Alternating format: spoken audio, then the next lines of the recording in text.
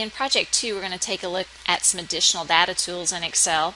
One is the text to columns feature, which allows us to split information that's been in a cell. Maybe you have multiple words within a cell and you want to split those into different columns. We're also going to use the remove duplicates feature that allows us to remove duplicate records within a table. And then finally, we're going to look at the data validation feature that helps to restrict the type of data that users will enter into a field. So, and we're going to begin with the text to columns feature, where we'll pull data, too much data. If we have multiple words within a cell, we can pull that out, put it in multiple columns. And we're going to use the current workbook that we used in Project 1 to do this. Before we start that, though, we do want to clear out any sorts that we already have. We've got 3 sorts that remain from Project 1. So to clear those out, I'm going to go back to the Home tab, and in the editing group, I'm going to click on the Sort button, and then I'm going to choose Clear. And that clears out all those sorts within the table. And then we're going to create a custom sort that will sort the table by date and then by client.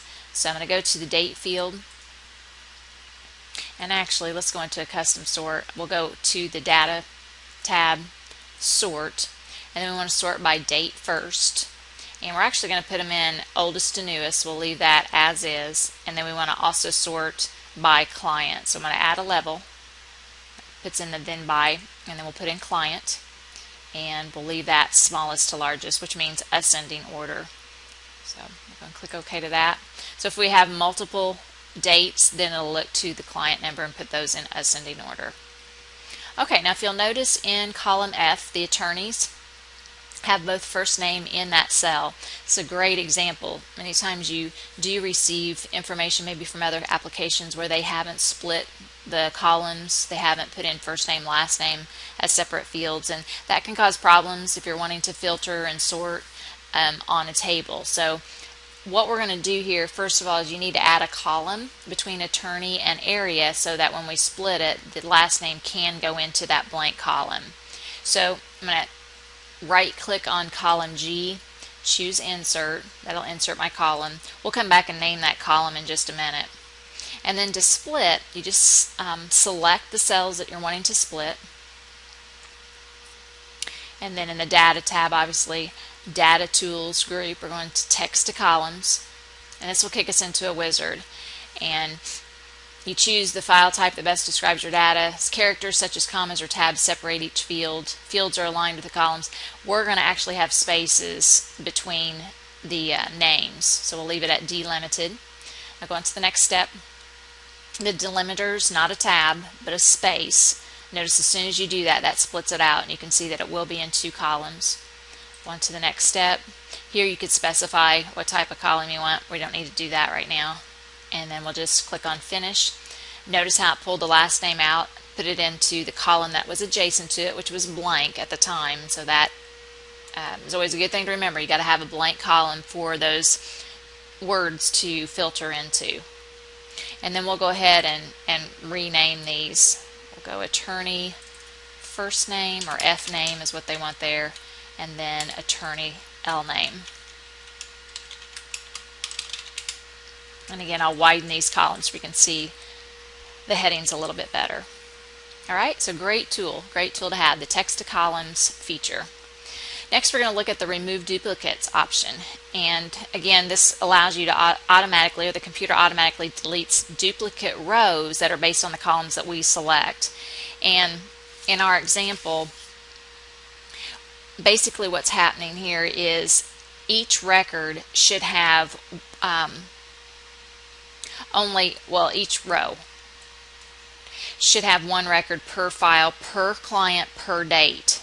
Okay, and it's only recorded 1 time because the attorney bills only 1 time for the total hours spent on each client. So if the same values appear in the first 3 columns here, file, client, and date, then we know that it's a duplicate record. So what we're going to have the computer do is to check these, and if any of those are duplicated, you have the same one there, then it'll automatically remove that record from the list. So we just want to make sure that we're somewhere in the table itself, and we'll go up to remove duplicates. And I'll tell you right from the get-go so that we can see that it's gone. Rows 7 and 8, notice those are duplicate records. Okay, so that'll be the one that it actually removes, but we'll watch out for it. Here's how it'll do it though. Remove duplicates, and then it says to delete duplicate values, select one or more columns that contain duplicates. Alright, well, we don't want all of these. If there are more than one column with duplicates, that doesn't mean that we want them removed. It's only the first 3 that we want the computer to check. So we're first of all going to unselect all the check marks, and then we're going to click on File, Client, and Date. And the computer will check those. If they're duplicates, those 3 are the same, then it'll remove that record. So I'll go ahead and click OK. It'll say 1 duplicate found and removed. Click OK. Notice now that 412 is gone. It removed the duplicate record for that. So if you had 1,000 records, this is a great tool to use. Now I will say too that there are other ways that you can hopefully prevent the person that's inputting the data from having duplicate records, and one of them, this kind of transitions into the next feature, and that's the data validation feature. You can impose rules on certain fields so that only certain data can be entered into that field. And they talk about the data validation and restricting data entry on page 83, so if you want to review that, that would be great. There's also error alert styles at the top of page 84 in table 3.1 that you'll want to review as well. And we are going to apply 3 different data validations to our table.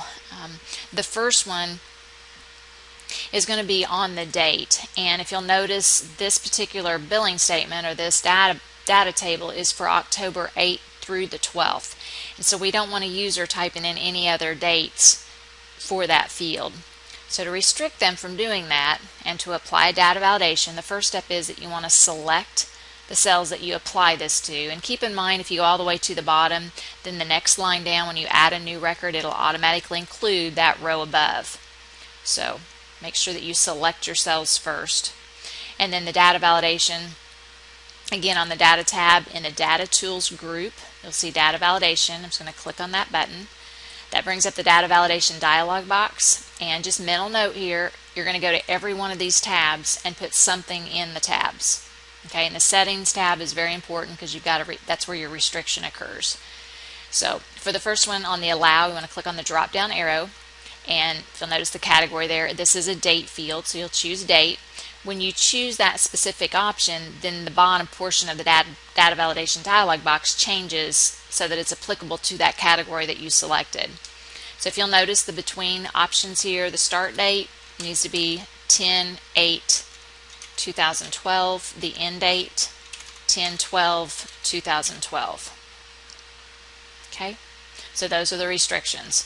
The input message prompts the user as to what they're supposed to key in that particular field. So probably want to show the message when the cell is selected. The title, I would typically think you could use the field that's identified on your table. However, they further explain that by putting a title in as billing date.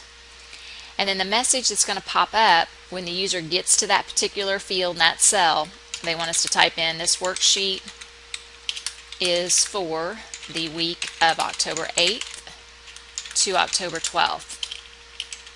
Let me help to spell it right. Okay, so any message there that kind of prompt the user and give them a heads up as to what goes into that field. So that's the input message.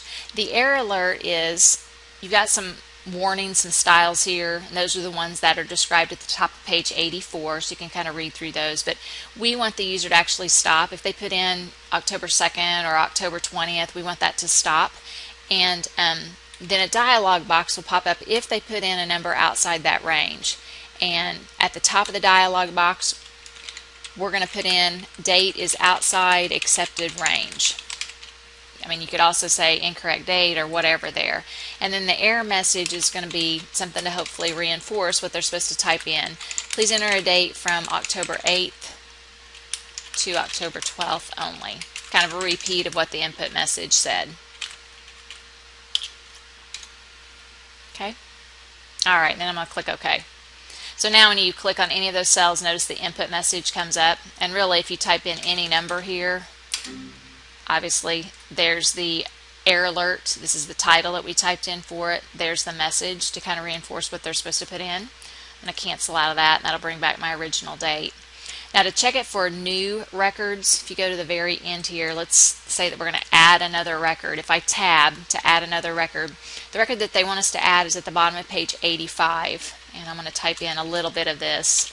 PL348.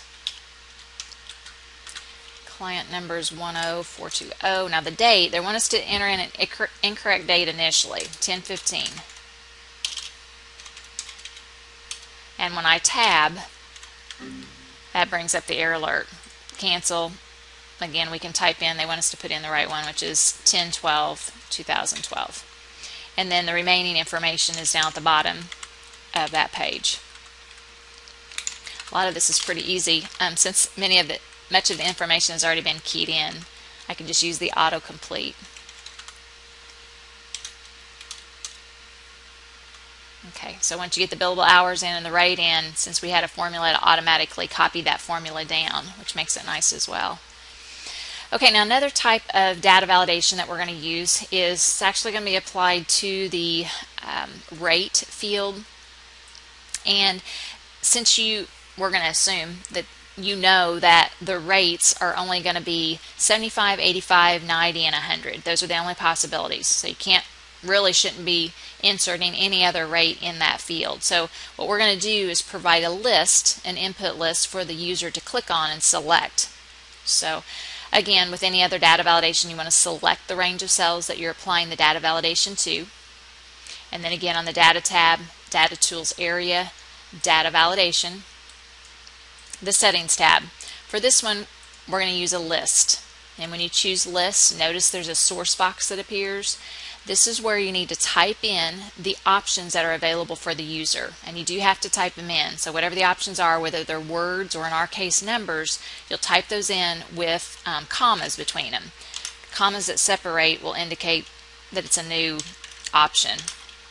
So 75, 85, 90, and 100. And again, if those were words, like if you were putting in the areas, you would type in divorce, comma, wills, comma, corporate, comma, how many ever options that you have. Okay, and then the input message, this is kind of up to you too, but they're going to suggest that we put in, or I'll make it up myself, the rate, billing rate.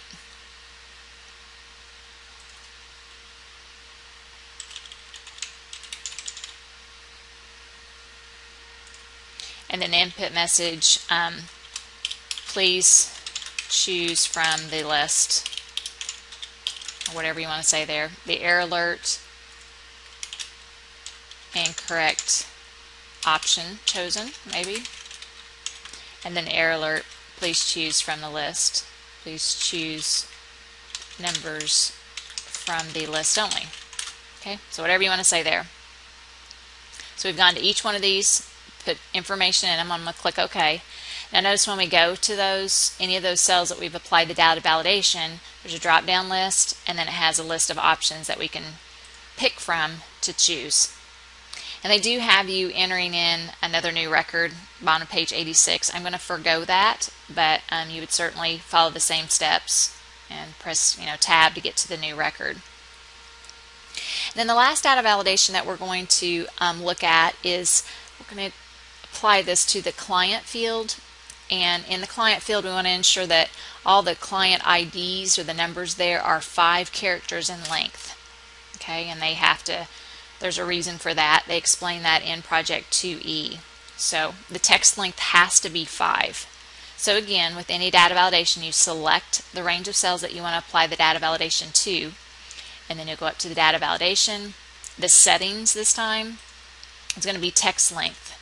And again, if you'll notice, that brings up a options that apply to the text length category. And then the data must equal 5. Okay, and then your input message, client number, please enter the 5-digit client number. your error alert, incorrect amount of numbers maybe, I don't know. I'm making stuff up as we go here. Okay, and then the error message, please enter in a 5-digit account number or client number. Okay, so here again, we go to any of those cells, there's our input message. If we type in something more or other than those digits, it'll give us an error alert. We have to try it again. So you can see there's lots of ways we could go through and limit what's being inputted into our table through data validation. And I mentioned this before, but the area would be a perfect example. If you only have a limited number of areas that your lawyers are specialized in, then you could create a data validation for that. So just keep that in mind. Again, it helps reduce the amount of errors and to ensure that you have information that's hopefully the data is restrictive, and it's hopefully a little bit better as far as reducing the amount of errors that are going to occur.